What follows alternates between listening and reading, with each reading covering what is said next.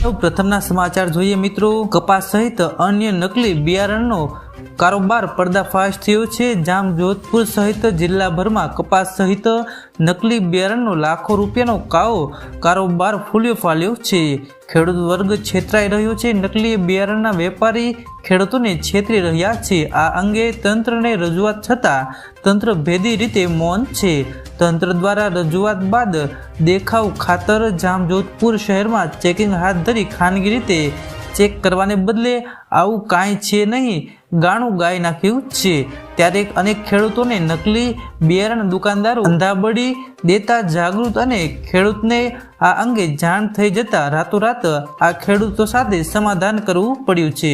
માત્ર જામજોધપુર શહેરમાં જ લાખો રૂપિયાનું નકલી બિયારણ વહેંચાઈ રહ્યું છે।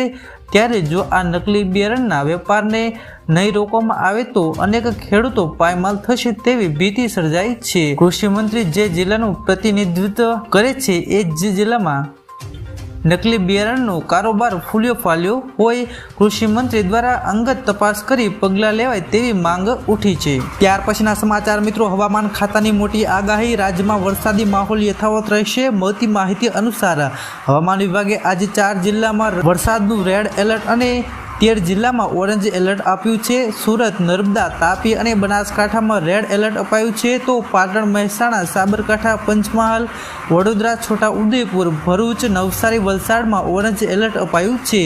સુરેન્દ્રનગર, અમરેલી, ભાવનગર, બોટાદ જિલ્લામાં આજે અતિભારે વરસાદની આગાહી કરવામાં આવી છે। પાટણ, મહેસાણા, સાબરકાંઠા, પંચમહાલ, વડોદરા, છોટાઉદેપુર, ભરૂચ, નવસારી, વલસાડમાં આજે વરસાદનું ઓરેન્જ એલર્ટ જાહેર કરાયું છે। રાજકોટ, મોરબી, અમદાવાદ, કચ્છ, ગાંધીનગર જિલ્લામાં આજે ભારે વરસાદની આગાહી કરાઈ છે। આગામી 5 દિવસ સુધી દરિયો ન ખેડવા માછીમારોને સૂચના આપવામાં આવી છે। ત્યારબાદ મિત્રો ખેડૂતોને પાક સંગ્રહ યોજના વરદાનરૂપ સાબિત થઈ છે। ગુજરાત સરકારની એક યોજનાથી ખેડૂતો ખૂબ જ ખુશ છે। રાજ્ય સરકારની એક વિશેષ યોજના ખેડૂતોને તેમના પોતાના સ્ટોરેજ એટલે કે વેરહાઉસ બનાવવા માટે સબસિડી આપે છે। આ સબસિડી રાજ્યભરના ઘણા લાભાર્થીઓ માટે વરદાન તરીકે ઉભરી આવી છે। આ સાથે પાકને કમોસમી વરસાદ, ચોરી અને જંગલી પ્રાણીઓના હુમલાથી રક્ષણ મળી રહ્યું છે। આ યોજનાને મુખ્યમંત્રી પાક સંરક્ષણ યોજના તરીકે ઓળખવામાં આવે છે। આ યોજના હેઠળ ખેડૂતોને 75,000 રૂપિયાની સબસિડી મળે છે। આ રકમથી તેમને તેમના પાકને લાંબા સમય સુધી સંગ્રહિત કરવાનો અને સાચવવાનો અધિકાર પણ મળે છે। ત્યાર પછી અગત્યના સમાચાર મિત્રો। આ ખેતી કરી ખેડૂતો થશે માલામાલ। ખેડૂતો હવે ખેતી દ્વારા જંગી આવક મેળવી રહ્યા છે। ખેડૂતોએ તેમના ખેતરોમાં ફુલાવરનું પાકનું વાવેતર કર્યું છે, જેના કારણે તેઓ ખૂબ જ નફો કમાઈ રહ્યા છે। મલિકપુર ગામના રહેવાસી ખેડૂત રાજપાલનું કહેવું છે કે ફુલાવરના પાકમાં પ્રતિ વીઘે 2,000 રૂપિયાનો ખર્ચ થાય છે। તેઓ ઘણા દાયકાથી સતત આ પાક ઉગાડી રહ્યા છે। આનાથી તેને ક્યારેય કોઈ નુકસાન થયું નથી। નાનપણથી જ કોબીજની ખેતી કરે છે। આમાંથી તેઓ મોટી આવક મેળવી રહ્યા છે। ખેડૂતો તો ત્યાં સુધીનું કહી રહ્યા છે કે આજ સુધી તેને આ પાકમાં કોઈ નુકસાન થયું નથી। ખેડૂતોએ જણાવ્યું હતું કે તે 20 વર્ષથી સતત ખેતી કરી રહ્યા છે। જમીન ઓછી હોય તો પણ તેના પર ખેડૂતો મિશ્ર ખેતી કરી શકે છે। રાજપાલનું કહેવું છે કે તેને 1 વીઘા પાકમાંથી 50 લાખ રૂપિયાનો ફાયદો થાય છે। બજારમાંથી આ શાકભાજીની ઘણી માંગ છે।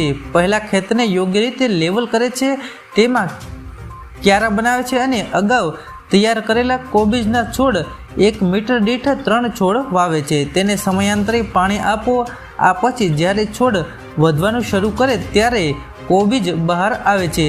તમે યોગ્ય સિઝનમાં કોબીજ ઉગાડવાને પણ સારો નફો મેળવી શકો છો। ત્યાર પછી અગત્યના સમાચાર મિત્રો। પેન્શન ધારકો માટે મોટા સમાચાર।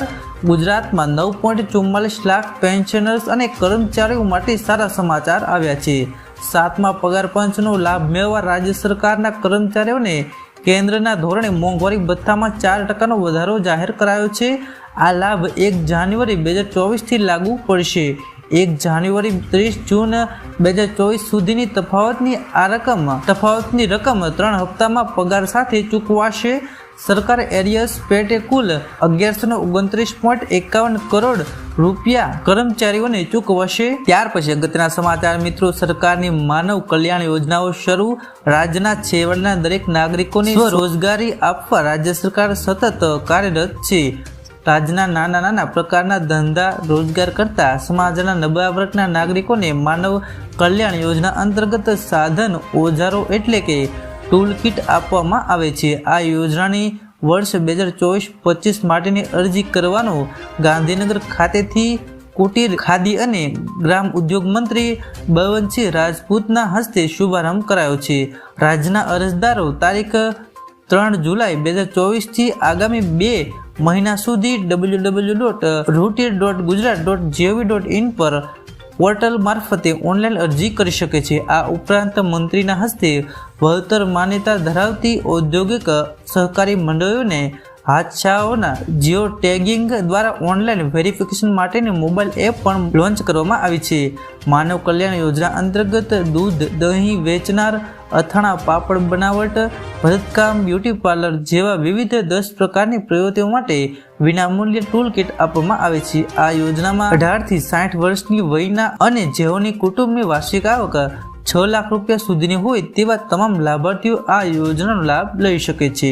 ત્યાર પછી અગત્યના સમાચાર મિત્રો, દરિયાકાંઠાના વિસ્તારોમાં ભારે આગાહી. હવામાન વિભાગે સૌરાષ્ટ્ર, ઉત્તર ગુજરાત અને દક્ષિણ ગુજરાતમાં અતિ ભારે વરસાદની આગાહી કરી છે. હવામાન વૈજ્ઞાનિક રામાશય યાદવે હવામાન અંગે આગાહી કરતા જણાવ્યું હતું કે 2 દિવસ સમગ્ર રાજ્યમાં મેઘમહેરની ચેતવણી આપી છે. તેમજ ભારે વરસાદને પગલે 5 દિવસ માછીમારોને દરિયો ન ખેડવા ચેતવણી પણ આપવામાં આવી છે. આજે દક્ષિણ ગુજરાતમાં સુરત, નવસારી, વલસાડ, દમણ, દાદરા નગર હવેલીમાં વરસાદની શક્યતા રહેશે.